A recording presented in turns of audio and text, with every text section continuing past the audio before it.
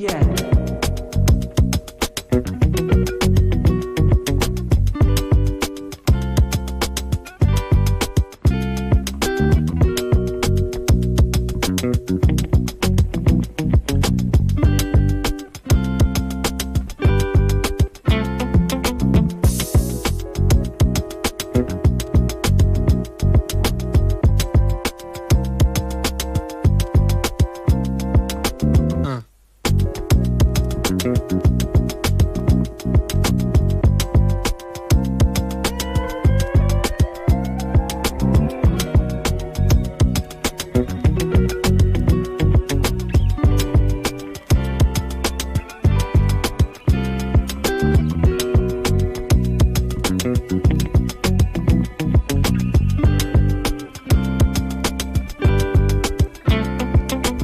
No.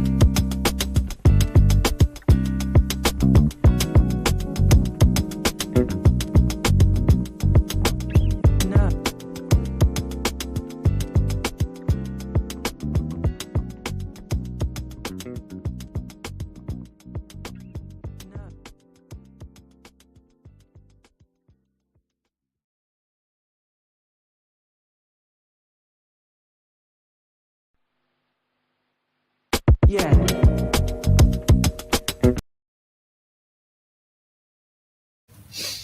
All right, let's see. Almost there. We're almost there. There we go. All right. Hello and welcome to episode number 30, what are we on? 38 of the All Things Sports Podcast. My name is Zach Bischoff, and I am joined over there by. Danny Shannon, sir. All right, Danny, if I could have you tip your camera up a little bit. Thank you.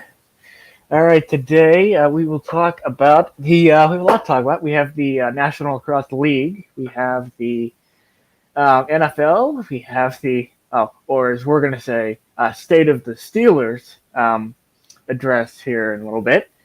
And we'll also talk about the state of the more glorious state of the Pittsburgh Penguins. So we will start there. So the Pens, well, first of all, I should ask Danny, how are you on this fine afternoon? I'm doing well, Zach. Obviously, All looking right. forward to talking some sports, man. How are you? Good. Yes, we apologize for going live a little bit later than we used to. I gotta admit, I was too engrossed in a gaming session, and I looked at the clock, and it was 4:15. So that's but we're here now. All right, and I almost had a scare with YouTube because I saw there was no data going to it, so that's not a good thing at all. But we're here. Okay, so we'll talk about the Penguins here first. Danny, the Pens are looking to extend their winning streak to, I believe, 7 games this evening against the Florida Panthers. Danny, your thoughts on the Penguins, performance as of late through the past 15 or so games? Yeah, man. Like you said, it's been glorious, right? It's been awesome, man. And I was talking to somebody the other day, and it kind of seems like we're a little bit spoiled in a way, Zach, because again, we've seen this script so many times. I mean, there's a reason why. There's a reason why arenas are only at 50% capacity right now, just because we know what this team is capable of. And it's also, I mean, but it's also the question always boils down to, can we get over that hump come playoff time? But Yep. I mean, just far as like last 10 games or whatnot, when we've been just absolutely scorching hot, man. I mean, Tristan Jarry's played unbelievably. I mean, like we've been able to, limit the mistakes that caused us. I remember like back when we were really struggling, we would turn the puck over in bad areas. We would get caught out on like odd man rushes and all that. And I'm not seeing that as much now, Zach. And I think from just a whole team perspective, I mean, obviously it's great that Letang, has been able to return from the health scare he had, obviously. But yeah, man, I mean, as far as tonight's game against Florida, um, Florida's a strong team, man. So hopefully we can keep it going here, huh? Yeah, and it will be interesting because the Penguins did lose defenseman Jeff Petrie to an upper body injury. He was placed on the long-term IR a couple of days ago, which means he will miss at least the next 10 games. Danny, how do you think the Pens will overcome this this hopefully temporary and relatively not too long-term absence? Yeah, I mean that's a good question, Zach. And I think that Petrie, he's a good veteran guy for us, right? I think you need that, especially in a long season. You need that sort of veteran presence here. Let me pull up Petrie's stats real quick, just because I don't have that on top of my head, but I'm curious about that.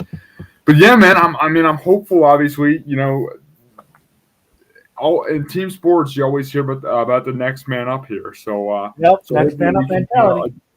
adopt that, huh, ZB? Yes, we need. Where else was I going to go with that? I think that was it for that. I will let you pull up Jeff Petrie's stats, and then we will move forward. Once Here we go. you're done with your spiel on that, then we will proceed to the save the worst for last here. So we will talk about the Steelers last, and then we also throw the World Cup, and then I guess we will go there next. Yeah, man, for sure. No, I mean, I mean, looking at it, right? Current season, 3 goals, 9 assists, 12 points for Jeff Petrie, plus of minus of +4 here, I believe. No, I mean, so he's been good, Zach, and that's what that's another thing that's been working for us here. I mean, I just feel like you guys are really starting to like. I mean, obviously the Penguins have always been able to kind of rely on the big three of Crosby, Malkin, and Letang. But I've been really impressed with the. I mean, I know Gino had a big night a couple Yeah, weeks he ago, did. a couple games ago, or and whatnot. But like, I've been impressed with the level of just scoring distribution and all that stuff, man. I've been impressed. It's been a complete team as of late. Yeah, and Denny, also your thoughts. Also, my last point on this topic: the play of Pierre-Olivier Joseph, who scored his first NHL goal, or I'm sorry, second NHL goal. Pardon me, on I believe it was the Dallas Stars a couple of nights ago. Just your thoughts on his general play this season and during this little hot streak we have going here. Yeah, man. I think Joseph's been good, and I think he's always kind of been that guy, that prospect that a lot of guys have had their eye on for a number of years here. And you know I know was it a couple of seasons ago he really had a rough go of it here, but he's been like picking it up as of late, and obviously second career goal is that's always huge for him. And I just feel like when you got a young guy, I mean, I know it keeps again another stat that I have to look up, but when you got a guy that's been in your organization for a while, that's been been been a highly sought after prospect here, you do like to see it all come to fruition, kind of. You know what I mean, Jack? Yes. All right, we will now. Well, before we get into the serious part of this, we would like to issue an update on world-renowned soccer journalist Grant Wall's death. It was released this past week that he died of an aneurysm at the age of, I believe, 49. So, unfortunately, rest in peace to Mr. Wall, and our thoughts are with his family. All right, now the World Cup final is set, and I have no idea who's in it. Argentina, France, I believe. Yeah, I think that's right. Is that right? Yeah. Yes, sir. Okay. So, Argentina, France. I believe it's Mr. Jacob Waters who was interacting with us on the last one. Jacob, if you're out there watching or listening to this, we hope you'll tune in live right now, but you're not here right now. So I think you were saying that it was France and Argentina in the World Cup final. You are right, and we wish you were here to discuss with us, but we understand that real life comes before talking with random people on. All right. So, Argentina, France, for all the marbles in the 2022 World Cup. So, Danny, your thoughts on just the matchup and who you think will come out on top? Yes, sir. No, first off, I just want to say, I mean, hats off to Croatia and Morocco for a great tournament, man. I mean, Morocco, man, the first African nation to make it to the World Cup semifinals, I believe. So I mean that is something to be proud of, man. And just the way they were able to hang and beat powerhouses, man. I mean they beat Portugal, man. I mean, so that is just something to be proud of. I was rooting for Morocco, just because I always like to see that underdog story, but obviously France showed why that they are just a very strong, one of the best in the world when they won 2-0 against them. But yeah, Zach, I mean, I am very, very, very excited for the World Cup, man. Something that only comes around every four years, man. I mean, you got kind of just two really big storylines. I mean, obviously you got France trying to repeat, which I mean, just to be to have that level of consistency, Zach, for 8 years is just something special, man. I mean, that is just when you if you're working for um, the Federation of French soccer, man, you are living a life right now, man. You got something going for you. No, but I mean, and then for Argentina too, man. I mean, it's the obviously the I can't get the words out, but the could be the final World Cup for Lionel Messi, man. And I mean, just the way that he, I don't know if you caught any of the World Cup semifinal games, Zach, but just the way that he was able to dominate, man. I mean, he had a goal and an assist um, against Croatia, and I mean, it was something special, man. It Yeah. was it literally, and this is kind of what it is. They call him King Leo for a reason, man, because he was just dominating. I mean, this is his time. But Jack, I mean, and they kind of, I feel like a very interesting kind of um,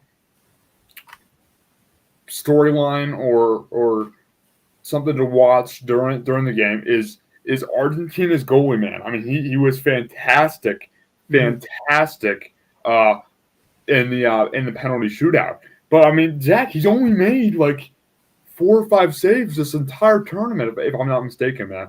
I mean that is going to be, as far as something to watch. I mean, obviously goalies and their moments that define the game. Obviously, you can be doing nothing for 15 minutes, and then you got to make a huge save. So that'll be something to watch. And I mean, obviously, again, it's kind of that contrasting storyline of the uh,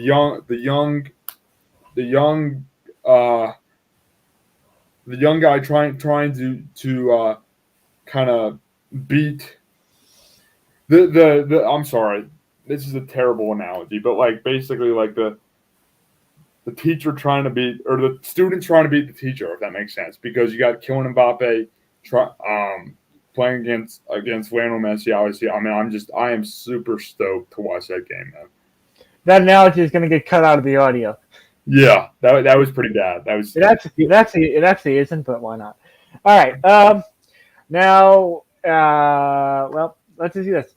So, I'll do my take first. It'll be interesting to see just two powerhouse teams that are two countries that have been very good at soccer for as long as I think I've been around. For that matter, both of us have been around. So it'll be interesting to watch two powerhouses go at it and see who can come out on top. Now, my pick to win, I will say it will be Argentina in penalties. Danny, your prediction, please. Yeah, man. I mean, I feel like the stars are definitely aligning, Zach. I think France is going to come out hot.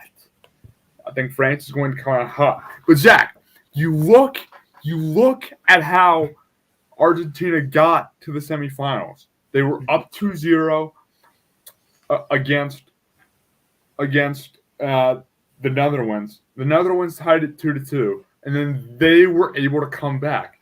Zach, this Argentinian side has had to be resilient, right? Right. They've had to be resilient, man. And I think France has just coasted to where they're at. I mean, they just haven't been tested in the same way Argentina has, man. So I think France is going to come out firing, but I think Argentina is just going to come alive in the second half, and I cannot see Argentina being on the brink of just an absolutely historic and great World Cup run for it to come to an end without getting that trophy, man.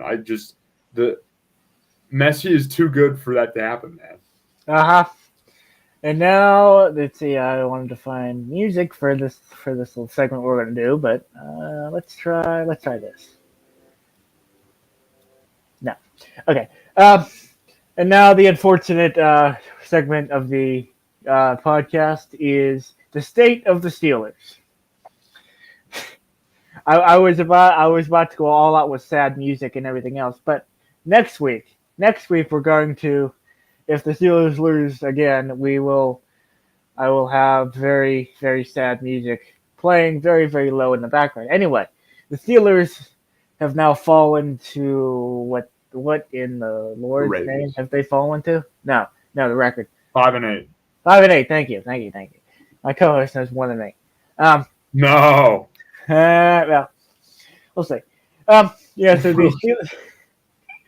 the Steelers fell to the Baltimore Ravens by a score of 19-16. Yeah, right. Yeah. No, I think it was 16-14, right? Yeah, 16-14. Thank you. Let me check that. But while you got Danny, your thoughts on the Steelers' performance this season, and Kenny Pickett and his injury and everything else that's happened with the Steelers this week? Yeah, man. I hate to say it. Jack. But I am rooting for losses the entire rest of the season, man. I think that we need to improve in so many different areas, Zach.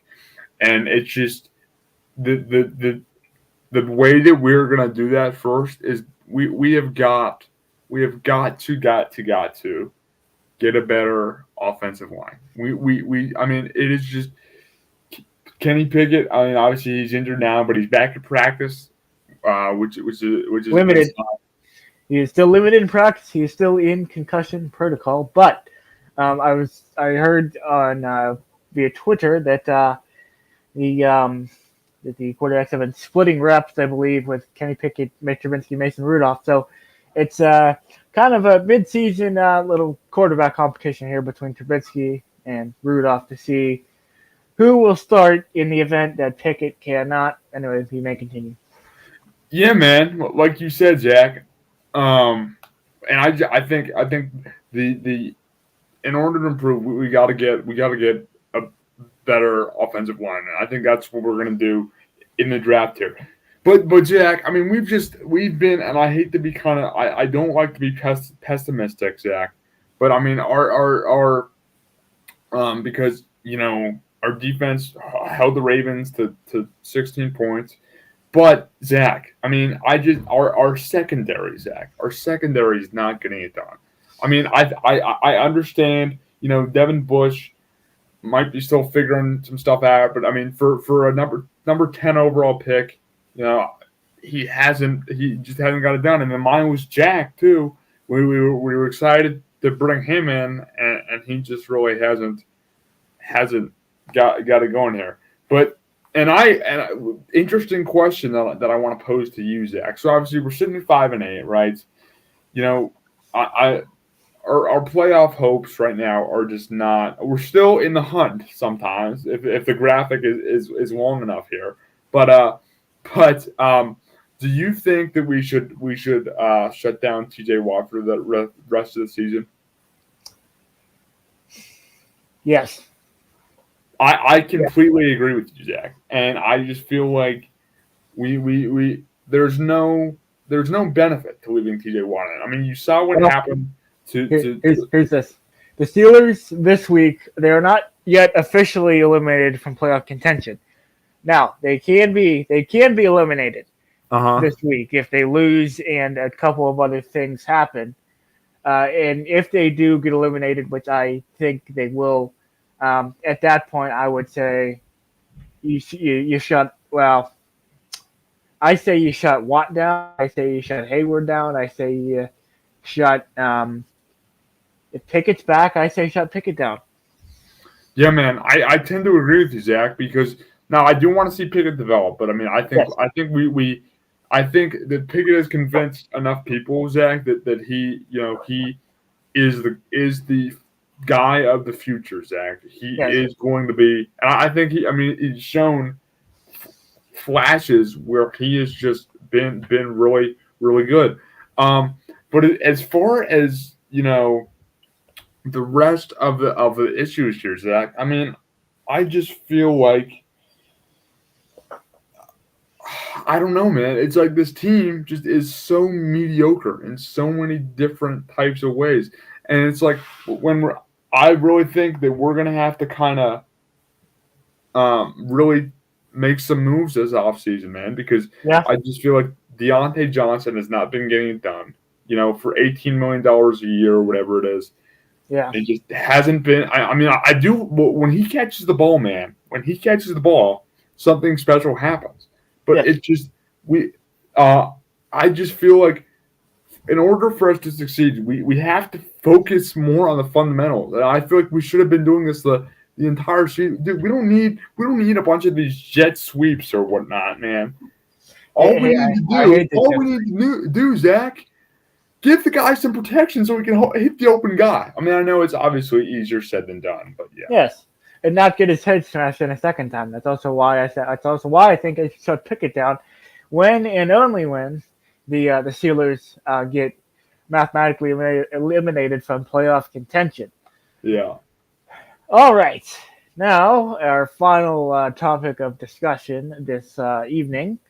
We will talk about week number 2 of the. Did I just lose data again? No, I did not. Okay. Week number 2 of the National Lacrosse League. As I slowly pull up my.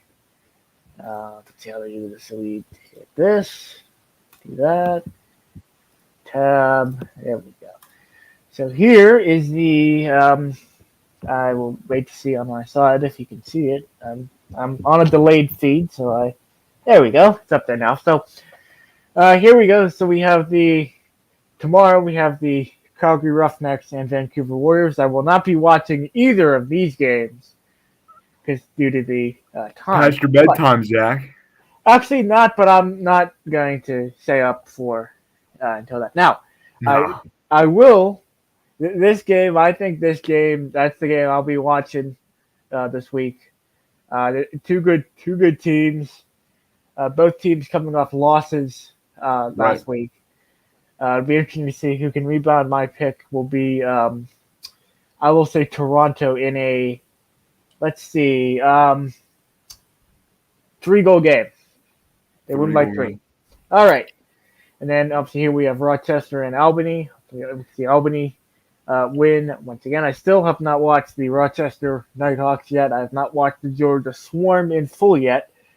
But we will get to that as time permits. And obviously we have the Colorado Mammoth versus the Panther City Lacrosse Club. I think Panther City, well, they are a very good team. I like their uniforms. I like their colors. Because my favorite color happens to be the color purple. Purple. Yes. No, that logo is pretty sick. Yes. And then we have Halifax. That's another favorite team of mine, just because I like their logo and once again purple. All right. So just the keys to win here for the Colorado Mammoth, and then we will wrap this up as we're approaching the 30-minute mark. We like to keep these podcasts under a half hour to keep them digestible.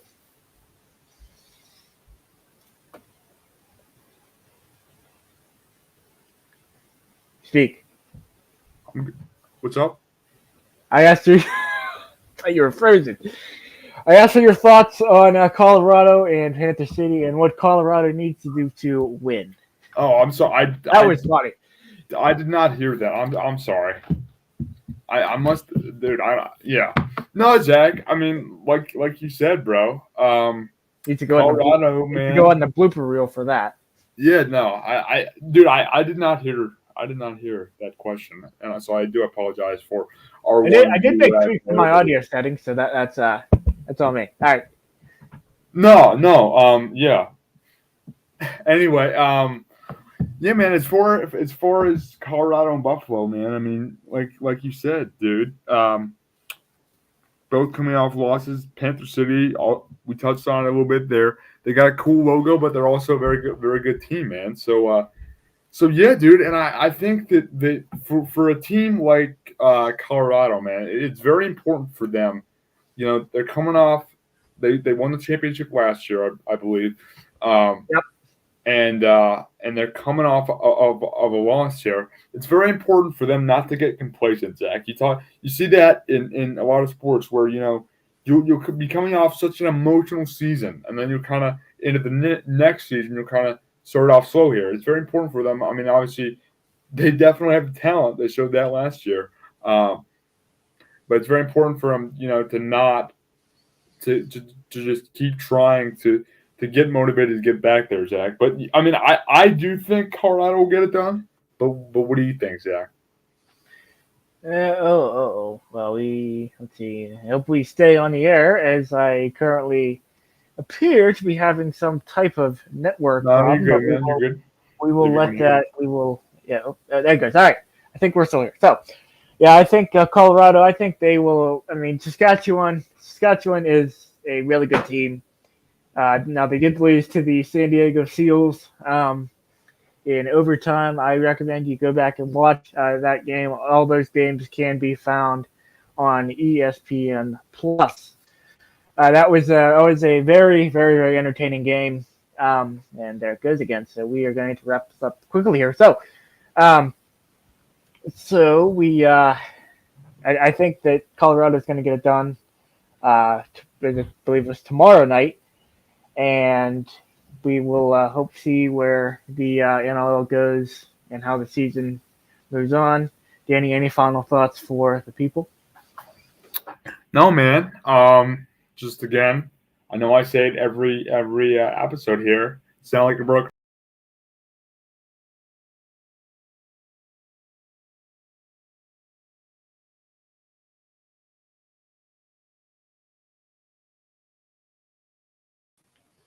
All right, we apologize for the error. That will do it for the show, as my internet just gave out on me. So until next time, bye for now.